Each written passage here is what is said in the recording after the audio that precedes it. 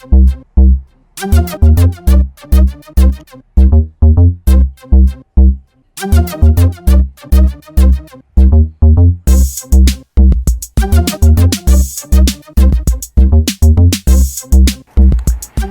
guys, Pete over here, Craigslist Hunter.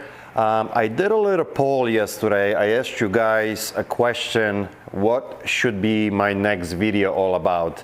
And it was very interesting on a response that I got from you guys. A lot of you asked me if I can talk about the shop. What does it take to run a shop? What's involved? Where are the costs?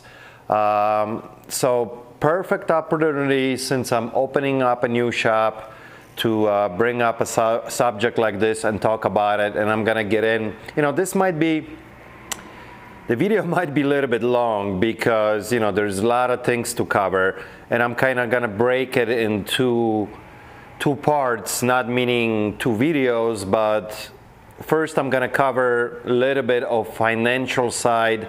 What does it cost me to run an operation like this? And then we'll talk about some things that you need to look out and you need to be aware when you're looking to open up a buy, sell, trade shop. So let's get into this. So first I want to talk about why did I open up my first shop, buy, sell, and trade. Guys, the main reason really was, doing this so many years, I finally got to the point that I said to myself, what can I do that I can acquire all this merchandise easier? Instead of me going after the merchandise comes to me. Because for many years I've been pounding Craigslist, the flea markets, the garage sales, yard sales, estate sales, flea markets, all that stuff. And finally I said, is there a better way of doing this that actually stuff can come to me? So first, we started advertising on Craigslist that we look for certain stuff, and the phone started ringing, and it made us think, okay, well, people are interested, they want to sell things, they want to bring it to you, they want to meet. Why don't we open a shop that they can just show up and bring the stuff into my location? And that's how it started. So I'm not saying that there's anything wrong going out to yard sales or anything like that, or hitting the flea markets. It's all great.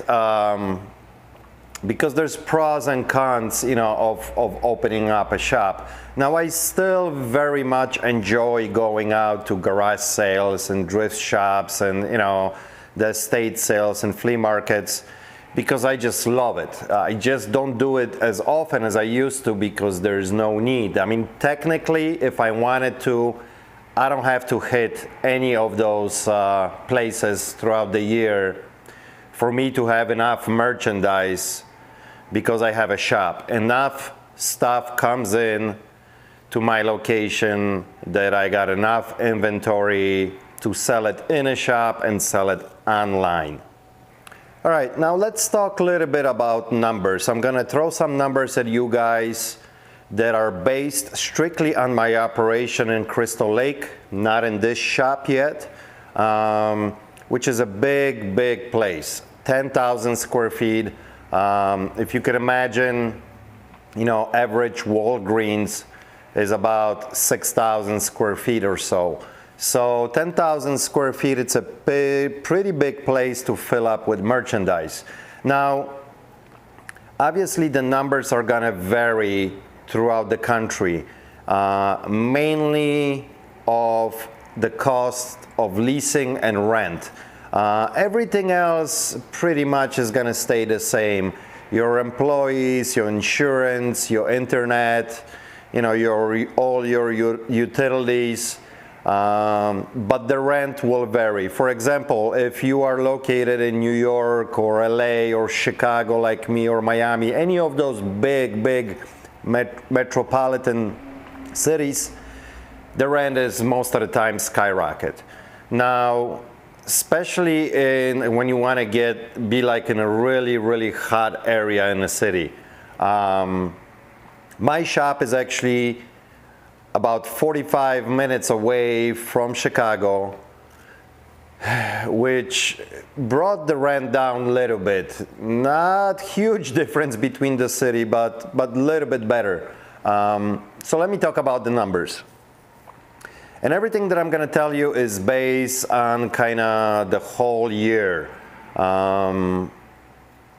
So to run my shop, that includes the rent, all the utilities, all the employees, so my payroll, including me, myself, and my partner Adrian. The whole operation, just to pay all the bills and stay afloat and pay ourselves, is 300 grand a year. Yes, 300,000. And you're gonna say, holy shit, that's a big change of money. Well, yes, it is, but obviously the shop can support this. We do okay. We do enough business that it makes it work. Now we started in the baby steps. Originally, the first shop that we opened was really small, just a little bit over 1,000 square feet. We were there for a year. We ungrew the shop really quickly, and we had to move on and open up a bigger place. So, into that 300,000 expense every year, the majority comes from payroll. And I have 3 full-time employees plus me and my partner, so there's 5 people on payroll.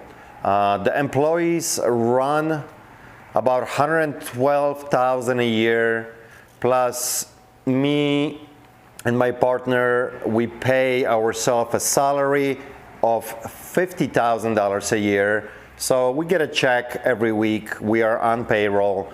So right there, the expense of $212,000 is just in payroll for 5 employees. Now the second biggest expense is the rent. Now obviously it's a big place. It costs us $60,000 a year to pay for the rent. Another big expense, all the utilities. Obviously in the wintertime, to heat up a big place like mine, it's costing me a lot of money. And I mean, we all know how utilities work, right? In the wintertime, you're gonna spend a lot more for gas than in the summertime. But it averages out between all my utilities, gas, electric, telephone, internet, insurance, what else we got? Snow plowing and stuff like that. I consider these all utilities expense of the year. And then you got some simple stuff for the shop. You need your towel papers, Windex, just the regular maintenance stuff. Everything comes out to about $25,000 a year. So about $2 grand a month, roughly. I mean, there's some months that, it's a little bit lower, there's some higher. Obviously, if it's January like right now, my guess is gonna be alone $2,000 a month. So, but it's a big place. So that's where the majority of money being spent every single year. Now you're gonna ask also how much money you actually need to start something like this up. Obviously a smaller shop like this one that I'm sitting in right now, which is about 1,500 square feet, it's gonna take a lot less than the shop that I have in Crystal Lake, which is 10,000 square feet. You gotta have a lot of merchandise in there.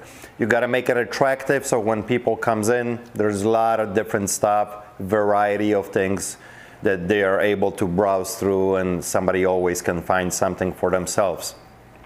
Obviously, to fill up 10,000 square feet, you need a bit of money to fill it up with the decent merchandise. And I run my shop, the buy, sell, and trade. It's kind of higher ticket items, meaning better quality stuff. It's not like your typical thrift store, mom and pop shop, thrift store, or Goodwill. That stuff is donated. Most of it is clothing. Most of the stuff I sell in my shop, with exception to few things, but we don't deal with clothing at all unless it's a very cool jersey that comes in, or nice leather Harley Davidson jacket, stuff like that. Yes, we'll buy, but typical clothing, we don't deal it at all. We deal a lot with electronics, tools, musical equipment, gaming systems, household items, meaning small appliances and big appliances. A lot of vintage and antique stuff, from furniture to just weird, unusual things. Believe it or not, number one seller in the shop is knives. We sell a ton of knives, a huge market for knives. So just to give you a general idea, I probably got about $200,000 to $250,000 worth of merchandise in my shop in Crystal Lake. Now that's retail, okay? How much money is invested? I would say probably about $60,000 to $80,000 is invested to have that much merchandise. Now when you're gonna open up, excuse me, when you're gonna open up smaller shop like this, 1,500 square feet, which I think ideal number for as how big is the store is probably about 2,000 square feet. 2,000 square feet, you can put enough interesting stuff there that people will be willing to come back to your store and keep browsing and looking for some deals. Anything smaller than that, you're not gonna have a big variety of items. Number one thing that it's important when you're thinking to open up a shop is it's got to be in location that you have a parking. Not parking on a street for one or two cars, that you actually have physical parking for people that if they bring you stuff that they can pull up right by your shop and unload it, bring it to your store. Especially if you live in a climate like I am in Chicago.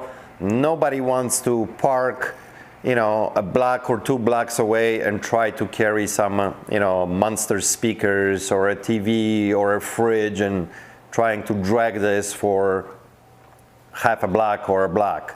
So it's very important that you have some parking at the shop, make it very convenient for your customer. Now, like I mentioned before earlier, your rent is going to vary from location to location depending where you are located in a country. But just to give you an idea, for example, this shop right here, which is 1,500 square feet, it's costing us $2,000 a month. The more I would want it to be deeper in the city, closer to downtown and stuff like that, that rent is going to rise and rise and rise. Like I mentioned before, it was critical and crucial for us to have a spot that we have our own parking, which we do here. Not many. There's like 6 spots plus the street in front of us, but it is crucial. Things that you got to consider when you're looking to open up a shop. First, not only the location, but you got to go to the city hall and first find out even if they will allow you to do this kind of business in their city. There's a lot of suburban towns, they won't allow pawn shops, they won't allow buy-sell trade stores. A little bit different with the thrift shops. Most of them have no problem. But pawn shops and buy and sell trade stores, the licensing is totally different. Now, my licensing for buy, sell, and trade is pretty much the same as a pawn shop, except we don't do loans. But we can buy anything that comes off of the street. Now, there's 2 kind of licenses. There's a license that you can only deal, for example, with clothing and small household items, which is a lot cheaper, but it doesn't allow you to buy tools or high-end electronics and stuff like that. So we have the better license, which could get pretty expensive. And And it's funny how different it is from a city to a city. A license in Crystal Lake cost us $200 a year. A license in Chicago is $1,100. So, you know, it could get up there. It's pretty pricey. So first thing is, go out to your city, talk to them if they will allow to have that type of business if you're looking to open up, you know, buy, sell, trade store. Like I said, town to town is going to vary. They're going to have different requirements and stuff. Usually the process is relatively quickly. Like for us here in the city, it took about a month to get the licensing. The application process, it was pretty lengthy. I mean, it was like a small book, but and you got to do your fingerprinting. They got to do background check. It goes through FBI because, you know, this business is all about running very clean, meaning that possibly a lot of, you know, stolen stuff can come in off the street, and they want to try to obviously avoid it. And you got to be able to provide the correct information if law enforcement comes in and asks for certain things. So that's why the background check comes into play. All right, so you guys are gonna ask, let's say, Pete, I found the location, I have a perfect spot, the city is good with it. Now the next step is, where do I get the inventory? Well, first of all, before you even start looking for a spot, let's say you found a city that you want to be in, you found all the information, they're okay with it, you know already the process. Now it's time to get the inventory, and it's gonna take some time. I would recommend, either if you have a garage, but I would recommend renting like a storage unit, preferably something 10 by 20 or something like that. And it might take you a few months to get enough inventory so you can fill up the store. You don't want to open up a shop that it's almost empty and you acquiring stuff as you are open. No, the first day when you open the door, the shop has got to be full. So it will take a little bit of time to buy all this merchandise, store it in your storage unit, and when you're ready to open, you got everything, bring it in. How much is it gonna cost? It will also vary. It all depends how well you're already in the business and how much stuff you can get for certain amount of money. Obviously, Craigslist is a beautiful place to look for stuff and acquire a lot of stuff. But going to the garage sales, throughout the season, estate sales, all the flea markets, all that good stuff, will take a little bit of time. But I think generally a shop that has about 2,000 square feet with a $25,000 budget, you can achieve it. Meaning when you open your door, you're gonna have everything in there, from your shelving and all the fixtures to all your merchandise to put it in there. Little bit of cushion. You got to remember, you got to have a little bit of cushion, a little bit of money saved up for the first few months that you're going to be open, because just because you open the door, nothing is going to happen right away. It's going to take time. And let me get into that because that's very important. So like I mentioned before, 25 grand should be efficient enough to get you off the ground, meaning enough money for the merchandise and all the fixtures and shelving and all that good stuff.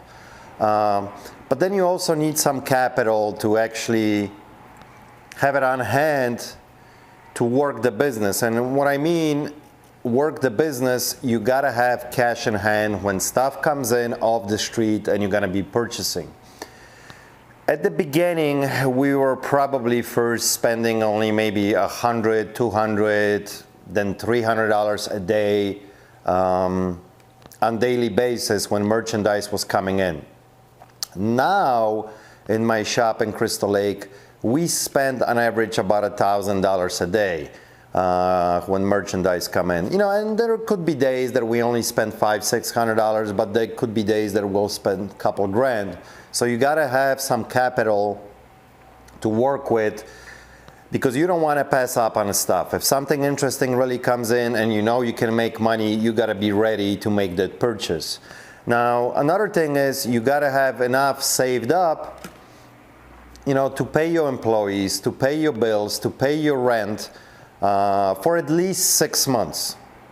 So calculate what are going to be your expenses every single month, and that's how much you're going to have saved up, because it will take at least 6 months to get your business up and running. As far as the advertising, you got to take that into consideration. Now, we only really do, social media. We did a little bit of advertising when I first opened up my original shop. Did a little bit of radio and some ads in a paper. Mistake, money thrown away, not worth it. Hardly brought any business in. The main, places that we use, it was Craigslist, advertising heavily on Craigslist, that we buy stuff and people were coming in. Facebook, different Facebook groups that buy, sell, and trade. There's a lot of social media these days that you can take it to your advantage and use it, and it works very, very well, and it's almost completely free if you know how to do it smart. So, but it will take time, As soon as you open that door, you might have only a couple customers a day before people know that you exist. So, and then it's all about the customer service. You treat people right when they come in, you pay the right amount of money, they will refer farther down to different people, and all of a sudden the ball is rolling and people are coming in. And especially at the beginning, you can't be too cheap. You got to have enough money to pay up a little bit for the stuff, because that will create that buzz. Oh, I went to this place and they actually pay pretty decent money. So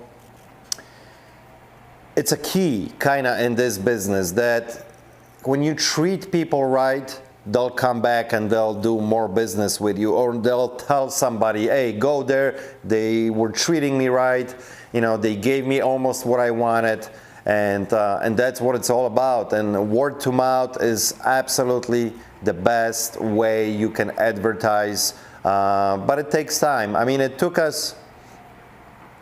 It was very helpful, guys, that we had already another business that was actually supporting us. Probably for the first 6 to 8 months, we didn't take a dollar out.